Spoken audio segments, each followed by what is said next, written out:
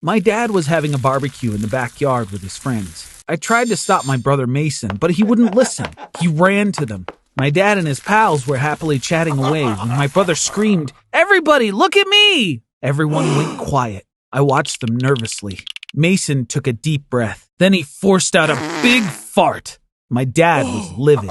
His friends burst out laughing. My brother quieted them down by raising his hands. "Stop! Don't laugh! Smell it! Tell me, what does it smell like?"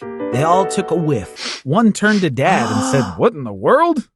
Laughing, he said, "Your little boy's fart smells like vanilla ice cream." Mason giggled excitedly. "That's correct! That's the vanilla scent. There's another pill. When you take that one, your farts smell like coconut."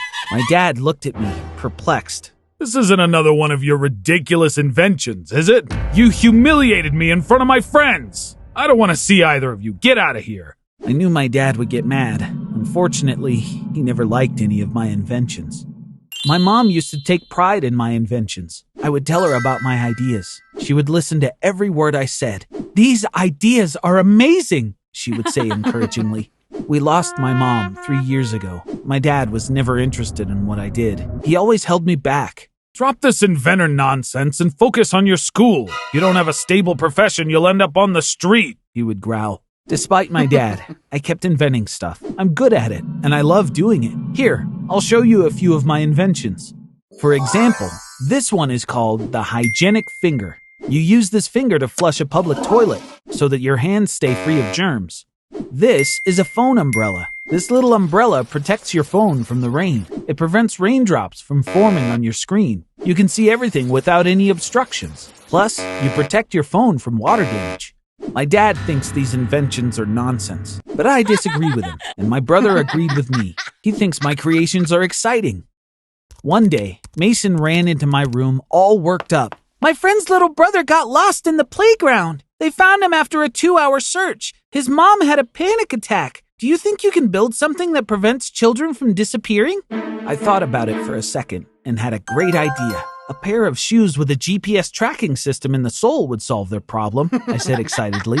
Their mom could track the kid wherever he goes on her mobile phone. Mason's face brightened up. He loved the idea. "That's so cool! I want to become an inventor like you when I grow—" My brother collapsed before he could complete his sentence.